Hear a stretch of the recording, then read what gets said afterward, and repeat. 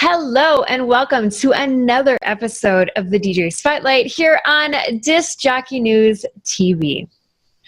2.5 years ago, Alex made a move from Miami to LA, and he used to teach a nice cushy job at a university, but he quit to pursue his passion in music. He's actually found an interesting way to implement it and what he is using to teach other artists today. I can't wait for him to share with us all his story. Alex, thank you so much for being with us today. Thanks for having me, darling. I hope we can give your audience a lot of value in this short time we have together. Yes, I don't doubt it, because I've been watching a lot of your content and you give amazing advice in like a minute. So, yes. Yeah. So let's get to it. What is your story? I'm super interested in hearing how you knew it was time to step away from this job and pursue your passion in music. Can you tell us how you came to find yourself in this position, your story? Well, I was studying for a PhD in psychology, industrial and organizational psychology, which basically looks at workplace psychology. And so I was studying in particular job dissatisfaction. And I came to like a realization one day that I was in fact myself dissatisfied in my own work. I was like my own lab rat. So I kind of like knew that at that point that I needed to make a decision, because I had been producing music on the side for almost four or 5 years at the time. And it was something that I loved and loved more. I was finding myself doing that more than reading psychology, even though, unless I had to for coursework. But I knew that at that point, like I hate having regrets. And so I had to make the leap. And so I packed all my shit and drove to LA with my dog and, you know, like just kind of forced myself to figure it out. And I knew that I had skills. I just needed to throw myself into the fire, so to speak, and force myself to make decisions. I feel like a lot of music producers are kind of stuck in their ways right now because they're comfy. You said the right word. You said comfy job. Mm-hmm. And I feel like you need to put yourself in a position where you're forced to make decisions and kind of take the safety net out from under you.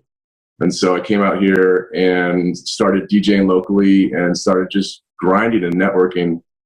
And I eventually found mixing and mastering work and then ghost production work. And the funny thing is that I thought you needed to move out here to LA to do it. I thought you needed to like work in studios and be someone's like coffee runner for a year, but that's not it, because A, it's really hard to do that even for free, and B, you can be a digital freelancer like more than ever. Like all you need to do is have kind of online networking prowess, put out a lot of free valuable content, help people, and you can make a business out of, you know, being an online mixing mastering engineer, ghost producer. It's convenient that you can DJ in your town if they have a lot of places to DJ at, but there's other avenues like, you know, like doing like 3D visuals for artists. I mean, you can even teach online. Like that's the thing, is like I do one-on-one coaching now, and like this interaction is huge. I think it's like very important, because a lot of people are just watching like one-way video from YouTube and not really doing shit with it and not communicating. And so I feel like this one-on-one type of mentorship and tutorial type of thing, but where you're teaching and they're getting feedback one-on-one real time, is like a really big thing to do as well. Absolutely. I agree. Because as an artist myself, I'm always trying to learn and grow, and watching a lot of this content online is really helpful, but interacting and engaging is so important. And one of the things I notice about you with what you've got going on is you ask the tough questions about people's brands, about what they're doing in music. And yeah. I imagine that comes from psychology, right? Asking the right questions, asking the tough questions. Well, that's a part of what I teach in my programs. And as a human being, is that you only reach breakthroughs in life when you deal with the tough questions. And so I feel like I ask tough questions, especially now in a one-on-one coaching, because I don't want to make the person squirm, but I do want them to make them really think and really kind of dig deep into what's really bothering them, because there's a lot of surface level stuff like, oh, I can't find time for music production, or I'm procrastinating, or I have it's hard for me to jump into my music when I get home from work. But there's always deeper rooted issues. And I need to ask those, especially from a psychological lens that I know really well. If you can tackle those deeper issues, the surface level ones that you've been kind of trying to deal with all this time are easier to deal with, because you've already kind of made amends with the deeper issues. You feel me? Yes. Oh my goodness. Yeah, that resonates with me, because the other day you were asking a question about becoming an influencer and what does it take? And I know I fought with this question myself for the longest time. And for me, it was giving myself permission and not needing other people to say, okay, yeah, you can do that. You're smart enough, or you have enough experience, or, I respect you. It's like, what is really stopping me? Me? Yeah. So I'm interested to hear from you about why teaching is so important to you, and maybe a surprising lesson you've learned from it. One of the main things is that I wish I had a mentor coming up, because I was doing all right, so from a surface level standpoint, I was just doing wrong mixing techniques. I was learning the wrong way. And so that's what I try to express, is that the faster on your journey to becoming a full-time professional music producer you find a mentor, the better, because it'll save you so many years of going down the wrong path. And so I'm big on that, but I'm also big on just, I don't mean to be a sob story, but I didn't have a big brother. I didn't have a father figure growing up. So it's really important for, it's a lot of young men, there's also a lot of young women, right? Who need that type of tutelage from someone who knows more shit than they do.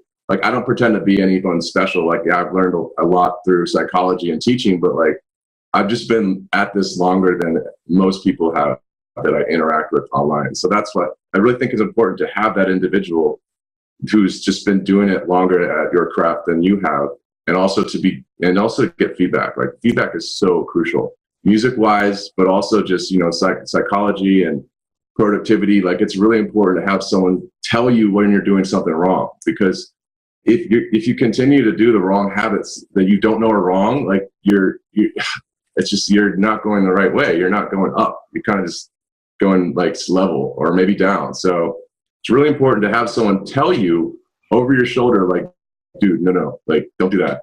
Right. But I for so many years, I didn't have that.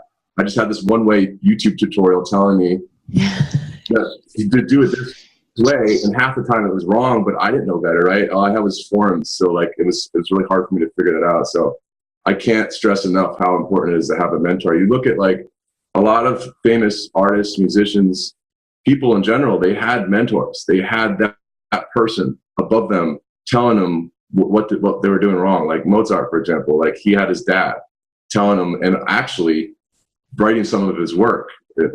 Low key, Mozart's dad wrote a lot of his work from 8 to 18. But he had that mentor to tell him and to teach him and to make some of his work, to bring him up. And I just feel that's so important, especially when people have so much content at their disposal. They think that they're good, and they're not, because it's just, like I said, it's one way.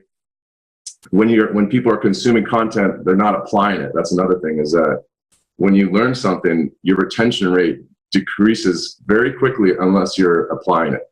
And so what I was doing is I was watching mixing tutorial after mixing tutorial after mixing tutorial, and not implementing it right away. And so in essence, it was a waste. So that's why I feel you have to learn, do. And most people are just learning, and doing a little and not getting anywhere. Oh, I so love that you mentioned that. It's like reading a book and it gives you activities, but you don't do the activities. You just keep reading. Yeah, and no one does the activities. I fucking will fly through the activities, not do them sometimes. Now I'm wait a second, I need to take my own medicine and do the activities. Yeah. Right? Do you think there is a trick to giving good feedback? Yeah, I mean, being real. Like, what most people will tell me, they're like, I appreciate your feedback, Alex, because you don't hold back. Like, you tell how it's like you're critical, but you're honest. Like, right, positive or constructive criticism. Mm-hmm. And the thing is, a lot of producers and me, I know, because I used to ask people for feedback, and a lot of times it'd just be like, "Cool track, bro," and I'd be like, "It's not going to get me anywhere," you know. Like, probably it's not that cool of a track, even. You know what I'm saying? So like, I try to keep it real. I try to be specific, and I try to be I come from like a songwriter standpoint where it's like, okay, you can focus on like getting that kick drum mixed perfectly, but if the song's out there, it doesn't fucking matter. And that's where a lot of people are getting really awful feedback. It's really pissing me off is that like the people, I know how this went. Like, I would be so focused on the mix down of a song that was a shitty song.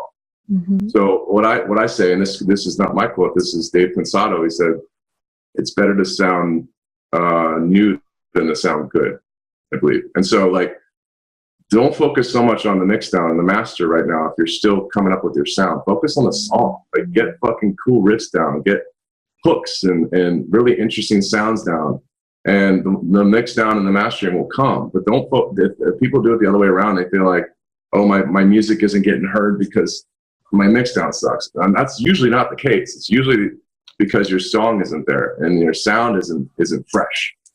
That's always the case, actually. So I try to reverse producers' thinking through my feedback and get them thinking about songwriting standpoint and composition, and then mixing, mastering. Oh my God, that is gold right there. I haven't actually heard that before. Really? That's yeah. Darlene. What circles are you? I'm on the producer dojo, and there's like a lot of really great content. Maybe it's been talked about before and I missed it, but I mean, that's really exciting for me to hear something new like that, because it's promising for me, right? Because that's something I think about, like, maybe my mix down isn't good enough, and that's why somebody might not enjoy the track, or maybe I'm focusing too much energy on that. But yeah, you're right. Like, that will come naturally as time goes. Just focus on that, creating those new textures and just making a really great track. You're thinking too much from a producer and a mixing engineer standpoint, whereas your audience is not thinking that way, right? They're just thinking about what is cool about this song that makes me want to share it and tell my friends about it and get chills, right? Like, that's usually what it is. They're not like, oh my God, like, why is their snare like not at 6 dB? They're like, so stupid. Like, the people don't think like that. We get caught up in our own mindsets. This is what I teach in my branding and marketing, is that we don't think enough from our audience's perspective.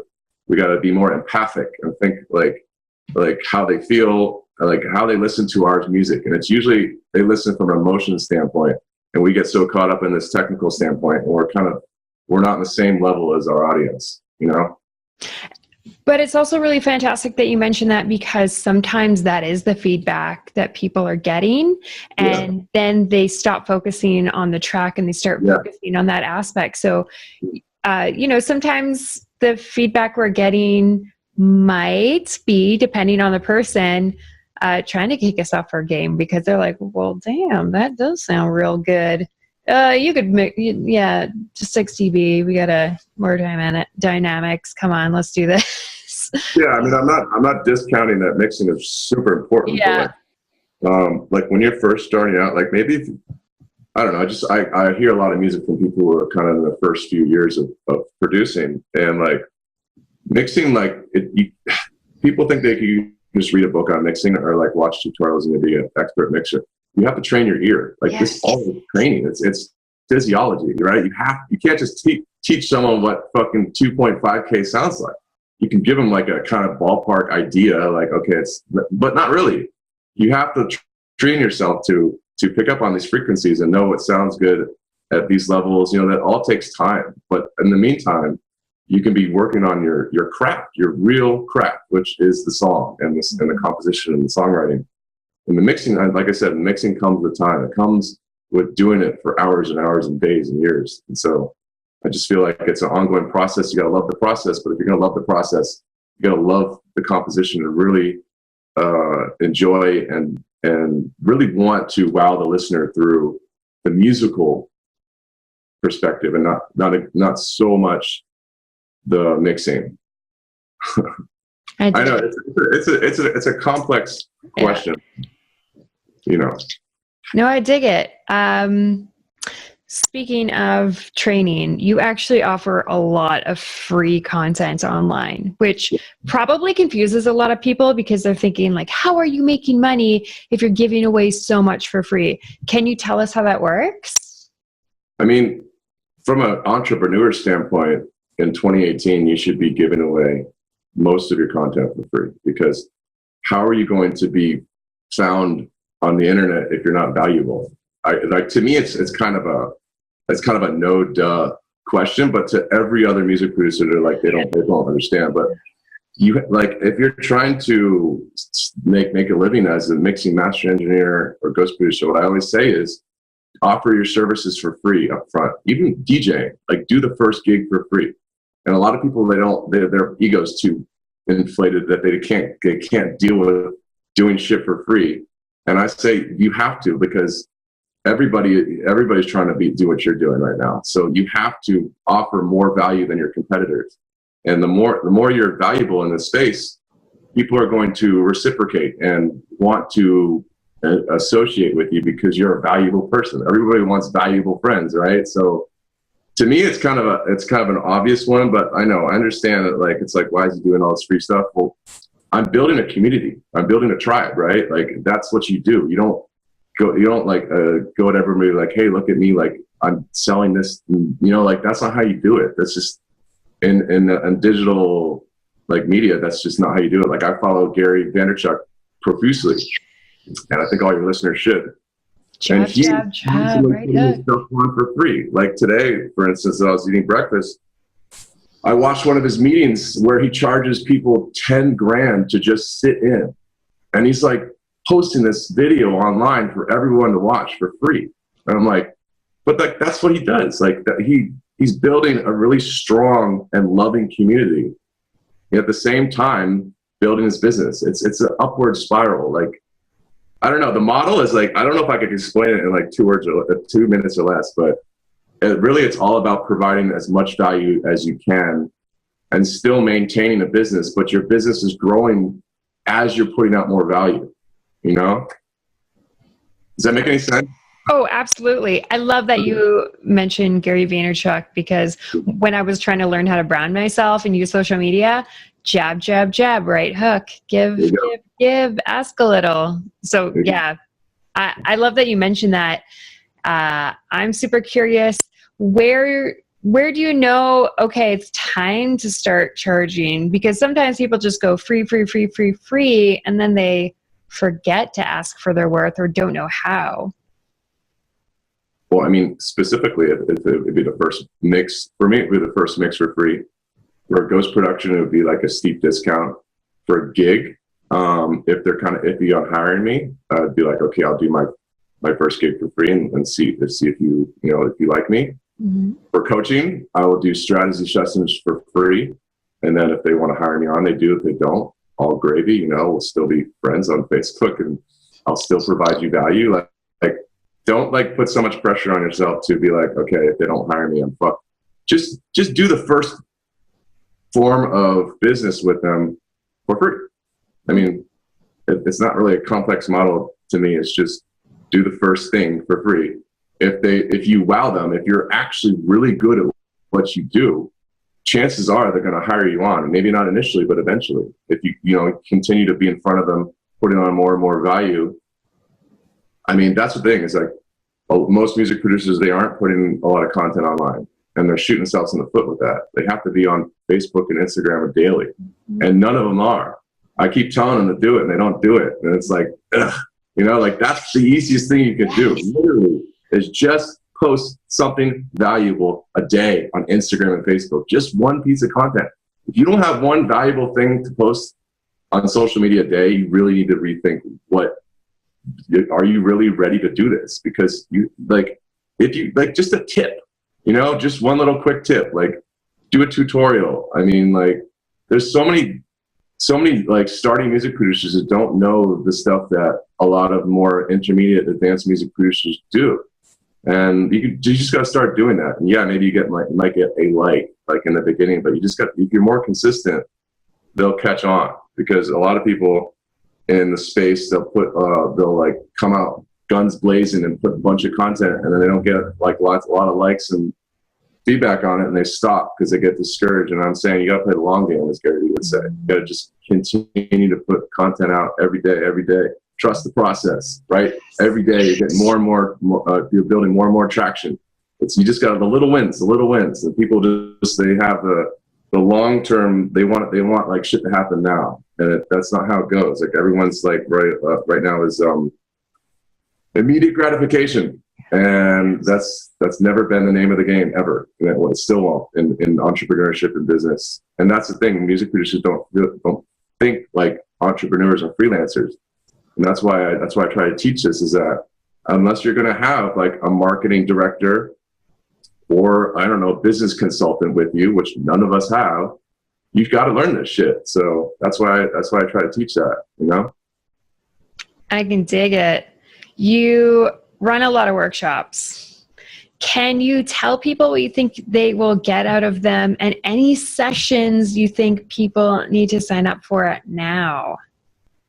I mean, I do workshops weekly on how I make a living in the music industry. So I do that. And I also do a workshop on branding and marketing and the psychology behind it. There's just a lot of deep level stuff with marketing that actually is really, really good to know and crucial as far as building your brand, telling your story, building empathy, right? Like I said that earlier, that's super important. So I try to teach that through a psychological level that no one else is doing. And other than that, yeah, I do one-on-one coaching sessions with music producers who want to kind of get on the phone, and like this, I do Zoom like daily. So this is like nothing to me, and try to see where they're at and how I can help them. And so, yeah, it's basically just putting myself out there, saying, this is what I do. This is the value I offer. I can offer you value on a deeper level if you'd like. If not, all gravy, right? So it's basically, it's a very fluid, comfortable way of doing business, so to speak, without being all pitchy and salesy, right? It's just like, yo, this is what I do. This is what I know. This is the value I can offer. What do you think? You know, like, it's really not that, like, I don't know. I hate the salesy type of shit. So I try to like do as much as less of that as possible. And like, half of what I know is from Gary Vee, honestly, because like he never comes at you from salesy at all. He's usually just content, value, you know? So yeah, that's where, I mean, if the best, some of the best advice I could give your listeners is just follow Gary Vee on YouTube and watch his stuff daily. Like, you're good, I promise you. Yeah. Well, we're absolutely going to link people up with your content as well, because it's absolutely phenomenal. I love the way you're rolling things out. And like you said, like, it's so simple. It might not be easy, but it's simple. And yeah, I think you've got this so on point. I'm so glad that we got to connect today. Was there any last minute thoughts or things coming up that you want people to know about?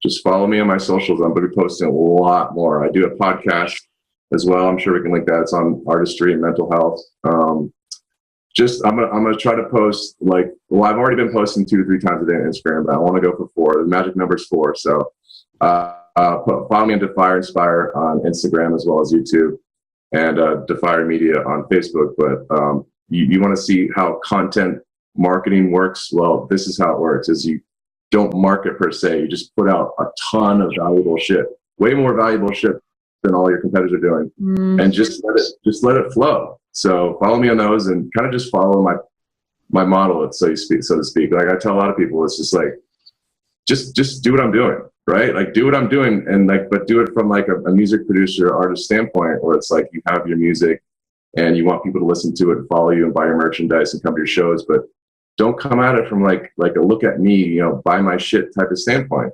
Provide lots of value through cool videos and inside scoops on you and stuff, and these type of interviews interviews and stuff like that. So just follow my lead is basically what I would say. Well, thank you for being that example that us artists really need and appreciate it. If the rest of y'all found something in this episode really resonated with you, or maybe you have questions, make sure you hit up Alex. Let us know in the comments below what really stood out to you. And as always, don't let no one kill your vibe.